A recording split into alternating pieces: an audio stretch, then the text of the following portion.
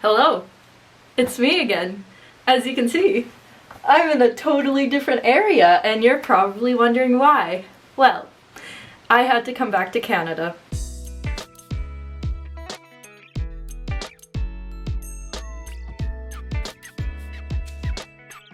After speaking with students from the Institute who are going back home and to my mother, I've decided for my own safety and because I have decided to go back home.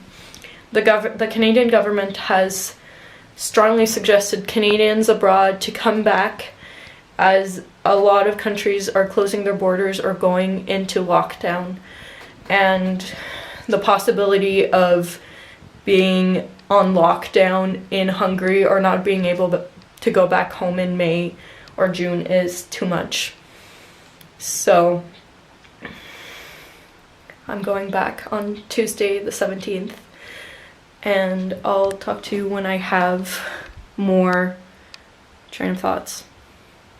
As you can see from the chaos behind me, I'm going back home. And I'm going back home because of the virus. It is safer for me to fly back and be in quarantine with my family than it is to be here and not know when I'll get to be back. Hungary has officially announced that they are closing their borders, so I really hope that my flight does not get cancelled. I leave tomorrow morning. It's hard to make these decisions, especially when there might be a very slight chance that we get to stay open. But the reality is sometimes you just have to make the harder decision sometimes it's better to make the hard decision of going back. But I'm not sure if I will even get to go yet.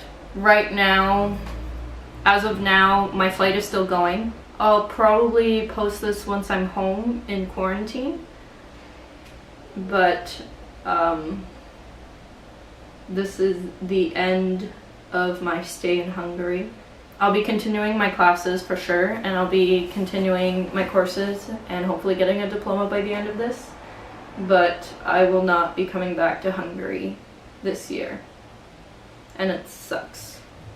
I'll be saying my last goodbyes, and then Alvaro, sweet gentleman, has agreed to come with me to the airport to help me with my bags. And yeah, I'll keep you up to date as much as I can.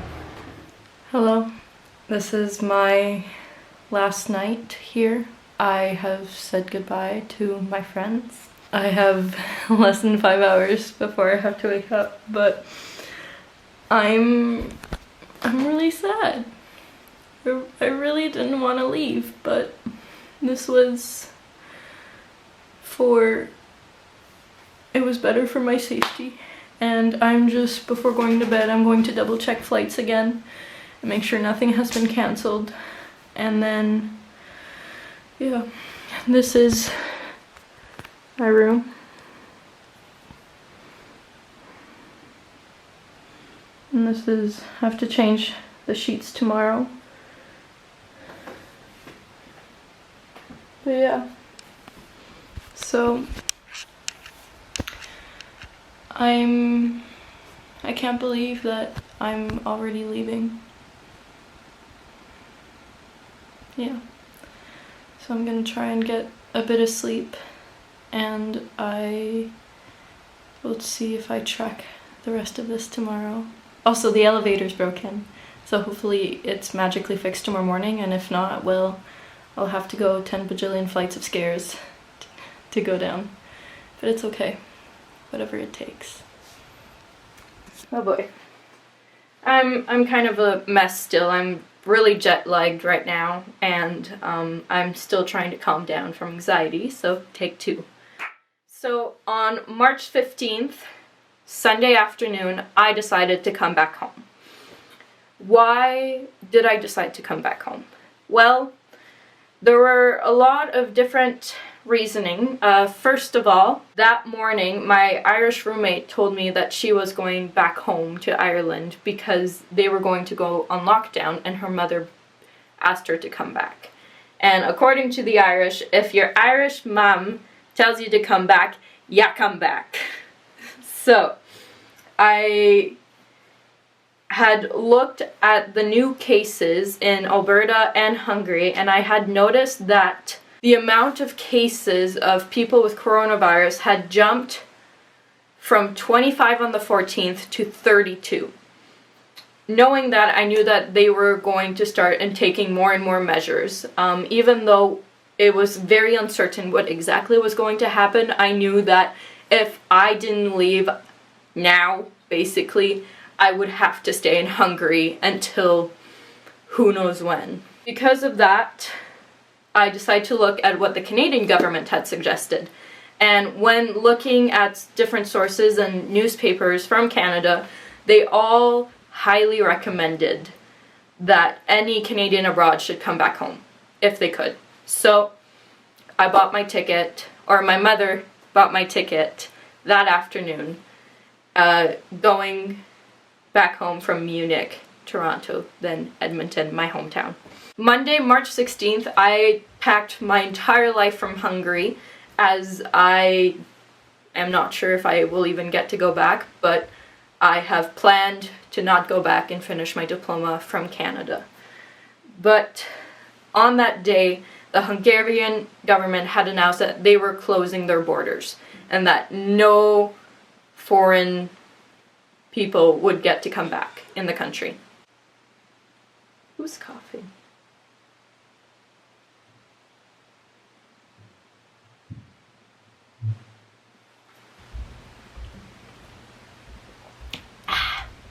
Now let's put this down. So, what was I saying? Right. Monday, the Hungarian government had announced that they were closing all their borders and anyone from foreign countries were not allowed to get back in. On top of that, because of this new measure, all flights had the possibility of being canceled.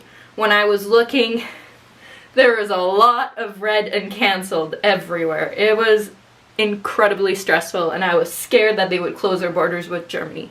Thankfully, they didn't. They had also added new measures to normal living, but I am going to make another video about this for people who have been asking me about it. I will come back to that eventually. March 17th, Tuesday morning at 5 a.m. I was heading back home. First of all, I want to thank Alvaro. I'll put a picture of him here. He was incredibly sweet, and he agreed to come with me to the airport at 5:30 in the morning so I wouldn't have to carry all my luggage alone. So thank you so much, Alvaro. It was super duper appreciated, and it made the traveling to the airport a lot less stressful. Back to traveling. Once we got to the airport, everything was very, very tense. A lot of flights were being canceled, and we didn't know what other flights were going to get canceled. So a lot of people were hanging around in the airport trying to find a new ticket to get home. To just check my baggage, it took an hour. Not many people in the airport were wearing masks or gloves, but there was a more than normal amount. Every working person in the airport were wearing masks and gloves and were taking every single precaution. It was also not very busy on the staff side of things. Not many people were working, I would imagine, to downsize the amount of people that need to be in an airport so that there are less people infected. After that, I got on the plane to go to Munich, and I put my mask on. Lovely picture of my cute face.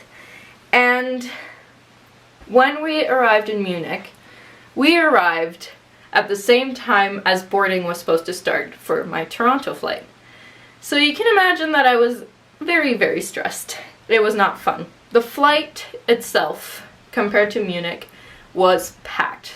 As it was really full with a lot of Canadians that were trying to get back home, The atmosphere in there was really tense. Everyone was on high alert of anyone coughing or sneezing. Hand sanitizer smell was all across the plane, which made me sneeze, which I felt so bad, but I was wearing a face mask. Finally, I got to Toronto. At this point, I knew that if I had gotten out of Munich, I was safe, and that if I was in Canada and landing in Canada, then I would be able to get back home. Once we got to Toronto, we had to go through customs as per usual. The customs were not as bad as I thought they would be. So Canadians, of course, and foreigners were divided into two. Every border patrol officer had a mask and gloves on, but it was fairly fast. It took me 5 minutes to get through. And they just reminded me that I needed to go into quarantine for 14 days once I got home. And on top of that, I didn't have to go back through security, so yay. All I had to do now was wait. In the airport itself, and this was throughout all 3 airports, or at least I think Munich, because I didn't get the time to see it, a lot of the stores were closed, and a lot of the food stores were closed. So there was very limited amount of things that you could buy. Of course, this is to prevent more of the virus spread, but you could feel that this is a very hard time for the world. Once I got in my plane on my way back to Edmonton, I passed out. And even though I did not sleep properly, it was the best sleep I had gotten out of the 3 flights. 4 hours later, 24 hours of traveling, basically, I was finally in Edmonton, safe and sound. Now, in Toronto, I had the opportunity to talk to my mom, and we put an action plan for sanitation so that I didn't bring any germs back home. So as soon as I got home, as soon as I even met my mom, we did not hug or anything. We put my things in the car, I sat in the back seat, ate some salt and vinegar chips, and once we got home, I did not say hi to anyone. I brought my suitcase in, undressed, put it in a garbage bag so my mom could put everything in the laundry, and took a shower. And that is what happened for the trip.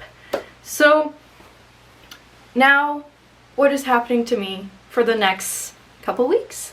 Well, for the next 14 days, I will be in isolation, so you will be seeing a lot of my room. Even though I am in Canada, I am continuing my studies at the Institute. They will just be done online. So hopefully all works out. I gotta figure that out, but I will be talking to my professors and I will keep you up to date on that. Coming back to Hungarian measures, I will be making an entirely different video about what is happening in Hungary currently. Even though I am not in Hungary, a lot of you, and by a lot I mean like at this point I think there's like 840 views on that video. Editing April put what is the current number now. And I've seen a couple comments saying that you guys want to see more updates. So I will be keeping track of what's happening in Hungary.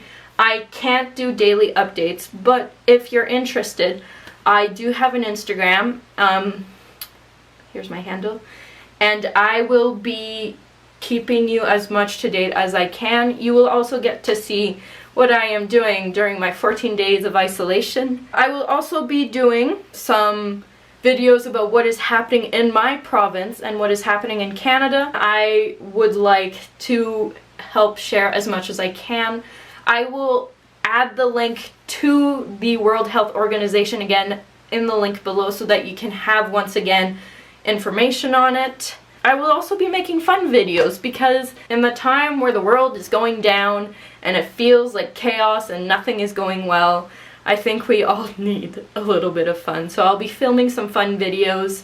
If you have any idea of what you would like, comment below, send me a message, you know what to do. Also subscribe. Now that there's like 800 of you who had watched the previous video, subscribe. And finally, thank you so much for for watching the videos. Thank you for those of you who have been here since September. I really appreciate that you have watched my videos and that you're keeping track. Even though I will not have any more adventures in Hungary, I hope to continue with my adventures here and to document what is happening in my life. So I will see you very soon.